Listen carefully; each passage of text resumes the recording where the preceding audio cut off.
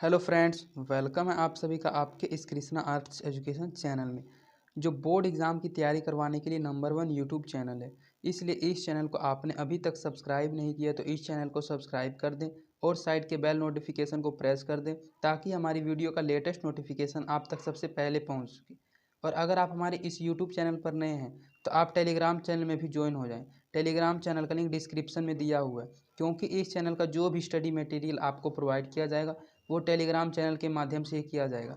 Study material में आपको सभी सब्जेक्ट्स का चैप्टर बाय चैप्टर ऑब्जेक्टिव और सब्जेक्टिव क्वेश्चंस का पीडीएफ दिया जाएगा, इसलिए आप टेलीग्राम चैनल में अवश्य ज्वाइन हो जाएं। तो चलिए आज के वीडियो की ओर बढ़ते हैं। आज हम आपको कक्षा 10 का विज्ञान, जो विज्ञान का एक भाग है भौतिकी भाग 2, उसका तीसरा पाठ विद्युत धारा का ऑब्जेक्टिव क्वेश्चंस करवाने वाले हैं।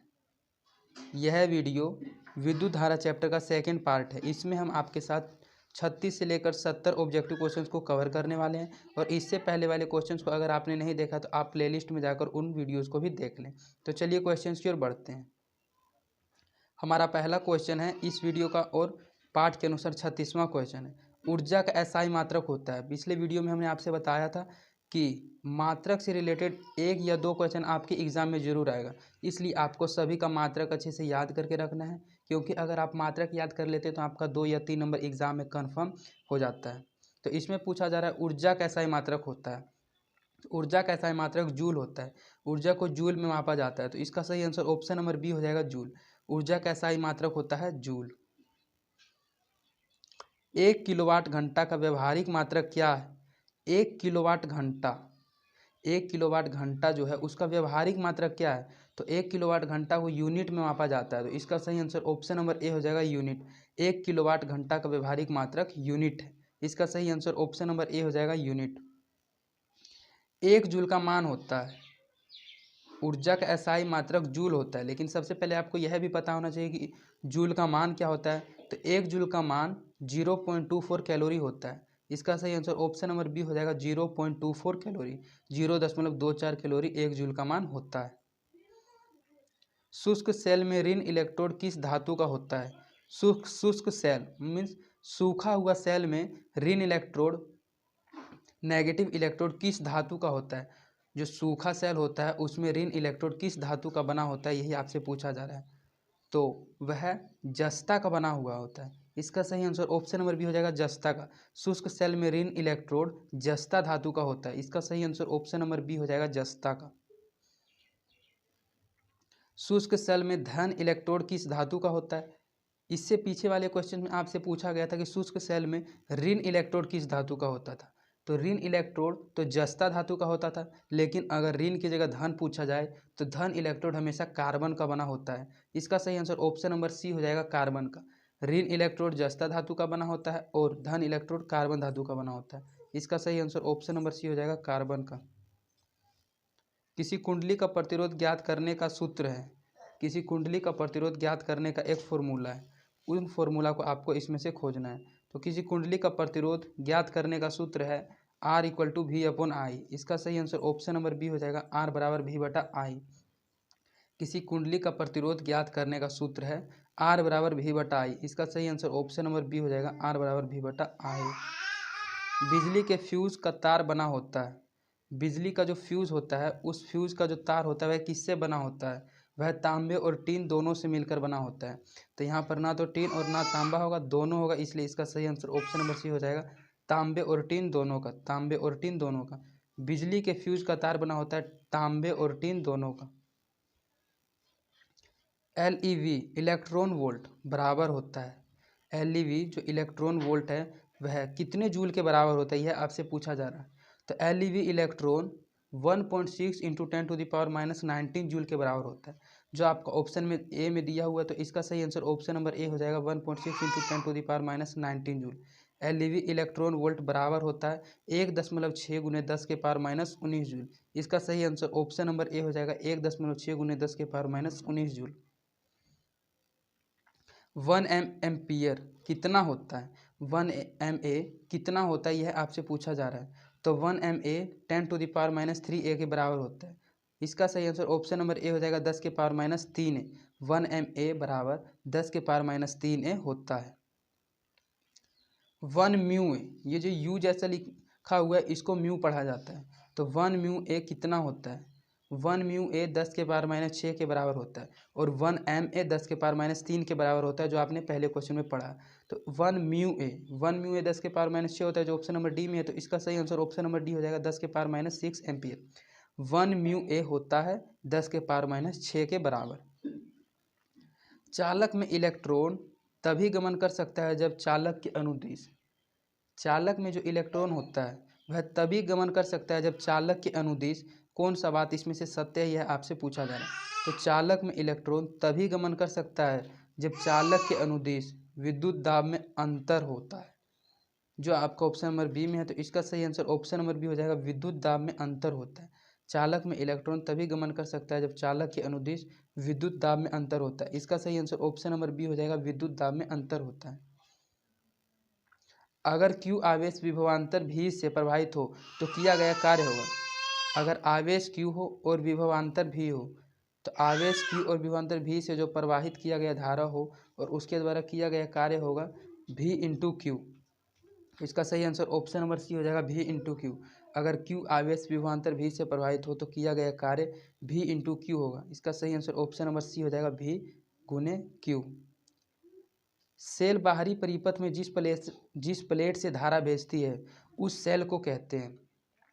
जो सेल होता है वह बाहरी परिपथ में जिस प्लेट से धारा भेजती है उस सेल को कहते हैं, उस सेल को धन ध्रुव कहते हैं। क्योंकि सेल परिपथ में जो बाहरी का प्लेट होता है जिससे वह धारा भेजती है, तो वह धन प्लेट के द्वारा, धन ध्रुव के द्वारा ही धारा भेजती है, तो उसको धन ध्रुव के नाम से जाना जाता है। तो इसका सही आंसर ऑप्शन नंबर ए हो जाएगा, धन ध्रुव। सेल बाहरी परिपथ में जिस प्लेट से धारा भेजती है उस सेल को कहते हैं धन ध्रुव। इसका सही आंसर ऑप्शन नंबर ए हो जाएगा। किसी चालक का प्रतिरोध निर्भर करता है, किसी चालक का प्रतिरोध इनमें से किन बातों पर निर्भर करता है, यह आपको जानना जरूरी है। तो किसी चालक का प्रतिरोध निर्भर करता है चालक की लंबाई पर, चालक के अनुप्रस्थ काट के क्षेत्रफल पर, चालक की प्रकृति पर। इन तीनों बातों पर किसी चालक का प्रतिरोध निर्भर करता है। तो इसका सही आंसर ऑप्शन नंबर डी हो जाएगा, उपयुक्त सभी बातों पर किसी चालक का प्रतिरोध निर्भर करता है। किसी स्थायी विद्युत धारा द्वारा समय में उत्पन्न ऊष्मा की मात्रा क्या है? यदि ऊष्मा H है, यदि ऊष्मा H है तो किसी स्थायी विद्युत द्वारा समय में उत्पन्न ऊष्मा की मात्रा क्या होगी? तो H बराबर VLT हो जाएगा। तो इसका सही आंसर ऑप्शन नंबर बी हो जाएगा, H बराबर VLT। किसी स्थायी विद्युत धारा द्वारा समय में उत्पन्न ऊष्मा की मात्रा क्या है? यदि ऊष्मा H है तो H बराबर VLT हो जाएगा। इसका सही आंसर ऑप्शन नंबर बी हो जाएगा। जिन पदार्थों में विद्युत मुक्त रूप से प्रवाहित हो सकती है उन्हें कहते हैं। जिन पदार्थों में विद्युत मुक्त रूप से प्रवाहित हो जाती है उनको क्या कहते हैं? उनको विद्युत चालक कहते हैं। क्योंकि विद्युत चालक जो मटेरियल होता है, जो पदार्थ होता है, उनसे विद्युत मुक्त रूप से बिल्कुल अच्छे तरह से प्रवाहित हो सकती है। तो इसका सही आंसर ऑप्शन नंबर सी हो जाएगा, विद्युत चालक। विद्युत चालक पदार्थों में विद्युत मुक्त रूप से प्रवाहित हो सकती है। जिन पदार्थों से विद्युत प्रवाह आसानी से नहीं होता है उसे कहते हैं। जिन पदार्थों से विद्युत प्रवाह आसानी से अर्थात मुक्त रूप से होता है उसे तो विद्युत चालक कहा जाता है, लेकिन जिससे विद्युत प्रवाह आसानी से नहीं होता है उसे विद्युत रोधी कहा जाता है। वह विद्युत को प्रवाह होने से रोकता है, इसलिए उसे विद्युत रोधी के नाम से जाना जाता है। इसका सही आंसर ऑप्शन नंबर ए हो जाएगा, विद्युत रोधी। जिन पदार्थों से विद्युत प्रवाह आसानी से नहीं होता है उसे कहते हैं विद्युत रोधी। जिन पदार्थों से विद्युत प्रवाह आसानी से नहीं होता है उसे विद्युत रोधी के नाम से जाना जाता है। विद्युत प्रवाह की दिशा मानी जाती है। विद्युत प्रवाह की जो दिशा होती है वह किस ओर मानी जाती है? तो विद्युत प्रवाह की दिशा हमेशा धन टर्मिनल से ऋण टर्मिनल की ओर मानी जाती है। इसका सही आंसर ऑप्शन नंबर बी हो जाएगा, धन टर्मिनल से ऋण टर्मिनल की ओर। विद्युत प्रवाह की दिशा हमेशा धन टर्मिनल से ऋण टर्मिनल की ओर मानी जाती है। एकांक समय में विद्युत आवेश के परिमाण के प्रवाह को क्या कहा जाता है? एकांक समय में जो विद्युत आवेश के परिमाण के प्रवाह होता है उसको क्या कहा जाता है? उसको विद्युत धारा के नाम से जाना जाता है। इसका सही आंसर ऑप्शन नंबर सी हो जाएगा, विद्युत धारा। एकांक समय में विद्युत आवेश के परिमाण के प्रवाह को विद्युत धारा कहा जाता है। किसी तार से विद्युत धारा प्रवाहित होती है तो तार के प्रत्येक बिंदु से कितना इलेक्ट्रॉन अपवाहित होगा? तो किसी तार से अगर विद्युत धारा प्रवाहित होती है तो तार के प्रत्येक बिंदु से 6 × 10⁻18 इलेक्ट्रॉन प्रवाहित होती है। इसका सही आंसर ऑप्शन नंबर सी हो जाएगा, 6 × 10⁻18। किसी तार से अगर विद्युत धारा प्रवाहित होती है तो तार के प्रत्येक बिंदु से कितना इलेक्ट्रॉन यहाँ प्रवाहित होगा, यहाँ अप्रवाहित, टाइपिंग में थोड़ा मिस्टेक, तो उससे कितना इलेक्ट्रॉन प्रवाहित होता है, तो उसके साथ इलेक्ट्रॉन 6×10⁻18 प्रवाहित होता है। किसी विद्युत लैंप के तंतु से 0.4 एम्पीयर की धारा प्रवाहित हो रही है।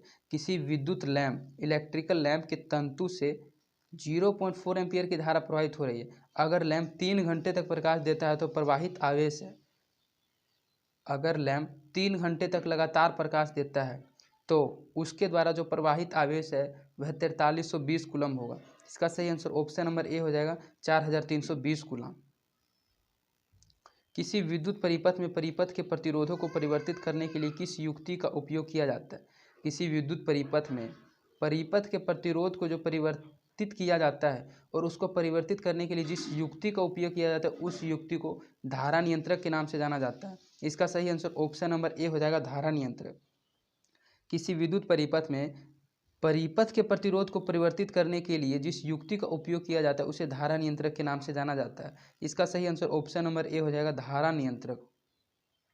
कोई विद्युत बल्ब 220 वोल्ट के जनित्र से संयोजित है।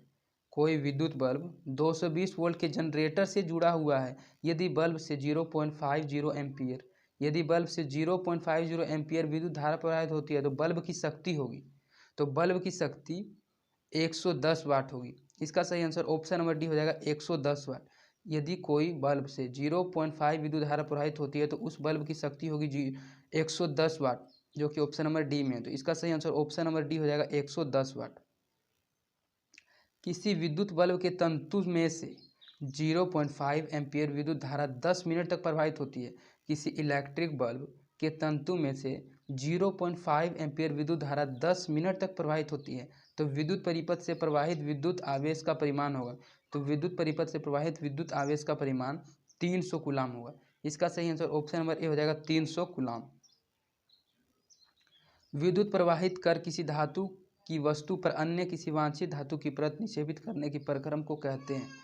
अगर आप विद्युत प्रवाहित करके किसी धातु की वस्तु के परत पर किसी अन्य वांछित धातु की परत निक्षेपित करते हैं तो उस निक्षेपित परत को करने की प्रक्रिया को विद्युत लेपन के नाम से जाना जाता है। इसका सही आंसर ऑप्शन नंबर ए हो जाएगा विद्युत लेपन।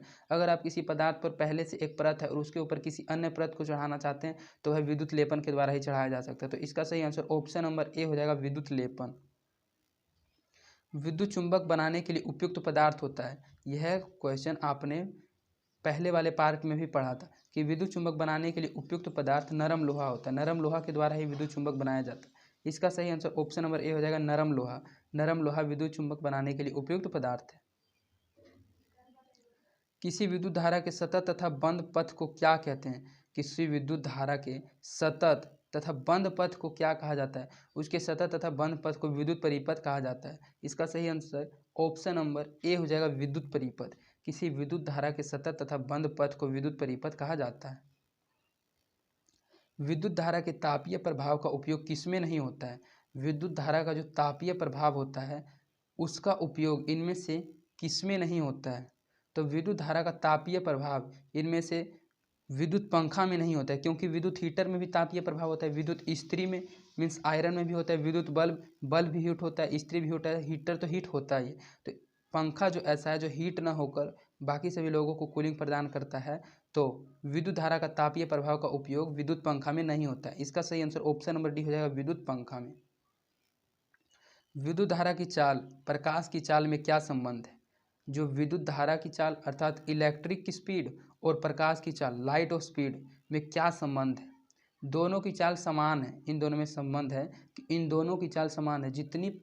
जितनी तेज रफ्तार विद्युत धारा की है उतनी ही तेज रफ्तार प्रकाश की चाल की भी है। तो इसका सही आंसर ऑप्शन नंबर ए हो जाएगा दोनों की चाल समान है। ना तो विद्युत धारा चाल प्रकाश की चाल से अधिक है, ना प्रकाश की चाल विद्युत धारा की चाल से अधिक है, दोनों आपस में बराबर हैं। तो इसका सही आंसर ऑप्शन नंबर ए हो जाएगा दोनों की चाल समान है।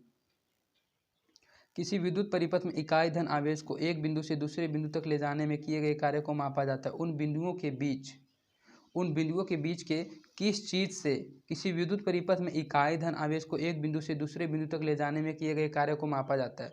उन बिंदुओं के बीच के विभवांतर से ही विद्युत परिपथ के इकाई धन आवेश को एक बिंदु से दूसरे बिंदु तक ले जाए गए कार्य को मापा जाता है। तो इसका सही आंसर ऑप्शन नंबर बी हो जाएगा, के विभवांतर से, उन बिंदुओं के बीच के विभवांतर से मापा जाता है। वह विद्युत धारा जो तार की प्रति मीटर लंबाई के लिए 2 × 10⁻⁷ न्यूटन बल उत्पन्न करती है, वह धारा कितना एम्पीयर होगा? वह विद्युत धारा जो तार की प्रति मीटर लंबाई के लिए 2 × 10⁻⁷ न्यूटन बल उत्पन्न करती है, वह धारा 1 एम्पीयर होगी। इसका सही आंसर ऑप्शन नंबर ए हो जाएगा, 1 एम्पीयर। विद्युत धारा जो तार की प्रति मीटर लंबाई के लिए 2 × 10⁻⁷ न्यूटन बल उत्पन्न करती है, वह धारा 1 एम्पीयर है।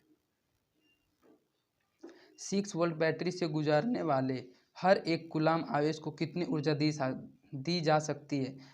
6 वोल्ट का बैटरी से गुजरने वाले हर एक कूलाम आवेश को कितनी ऊर्जा दी जा सकती है? जितना वोल्ट होगा उतना ही उसको ऊर्जा भी दिया जा सकता है। तो यहाँ वोल्ट 6 है तो ऊर्जा भी 6 जूल ही होगा। तो इसका सही आंसर ऑप्शन नंबर बी हो जाएगा, 6 जूल। 6 जूल ऊर्जा ही दे सकती है 6 वोल्ट वाली बैटरी से गुजरने वाले हर एक कूलाम से। इलेक्ट्रॉन पर आवेश होता है, यह एक प्रकार का बहुत ही इंपॉर्टेंट क्वेश्चन है जो आपके एग्जाम में पूछा जा सकता है। इलेक्ट्रॉन पर आवेश कितना होता है? इलेक्ट्रॉन पर आवेश 1.6 × 10⁻19 कूलम होता है, जो कि ऑप्शन नंबर सी में है। तो इसका सही आंसर ऑप्शन नंबर सी हो जाएगा, 1.6 × 10⁻19 कूलम। इलेक्ट्रॉन पर आवेश 1.6 × 10⁻19 कूलम होता है। तो इसका सही आंसर ऑप्शन नंबर सी हो जाएगा, 1.6 × 10⁻19 कूलम। इसके बाद आपका इस वीडियो का लास्ट क्वेश्चन है 17वां। समानांतर क्रम में संयोजित 10 प्रतिरोधों का जिनमें प्रत्येक का मान 10 ओम है, समतुल्य प्रतिरोध होगा। समानांतर क्रम में संयोजित 10 प्रतिरोधों का जिनमें प्रत्येक का मान 10 ओम है तो उसका समतुल्य प्रतिरोध होगा। हमने आपको बताया था कि अगर श्रेणी क्रम में हो तो उसका समतुल्य प्रतिरोध निकालने के लिए प्रतिरोधों को जोड़ा जाता है, लेकिन अगर समानांतर क्रम में है तो उसको भाग दिया जाता है। 10 प्रतिरोधों को प्रत्येक का 10 ओम है तो 10 से 10 को जब डिवाइड करेंगे तो 1 आएगा कट के। तो इसका सही आंसर ऑप्शन नंबर सी हो जाएगा, 1 ओम। समानांतर क्रम में संयोजित 10 प्रतिरोधों का जिनमें प्रत्येक का मान 10 ओम है तो उसका समतुल्य प्रतिरोध दोनों को डिवाइड करने से निकलेगा और 10 को 10 से डिवाइड करेंगे तो 1 आ जाएगा। तो इसका सही आंसर ऑप्शन नंबर सी हो जाएगा, 1 ओम। तो इस प्रकार आपका इस वीडियो का 70 ऑब्जेक्टिव क्वेश्चंस कंप्लीट करा दिया गया। इसके बाद आपका इसी पार्ट का नेक्स्ट पार्ट वाला वीडियो भी लाया जाएगा। तो अगर आपको हमारी वीडियोज़ पसंद आती है तो आप अपने दोस्तों के बीच भी इन वीडियोज़ को जरूर शेयर करें। और अगर आपको साइंस के अलावा संस्कृत, इंग्लिश या हिंदी में किसी प्रकार का कोई डाउट है तो आप प्लेलिस्ट में जाकर किसी भी चैप्टर का कोई वीडियो देखकर अपना डाउट और कन्फ्यूजन को क्लियर कर सकते हैं। और आप हमारे वीडियोस को लाइक ज़रूर करें, इससे हमारा मोटिवेशन बना हुआ रहता है। तो आज के लिए इतना ही, धन्यवाद।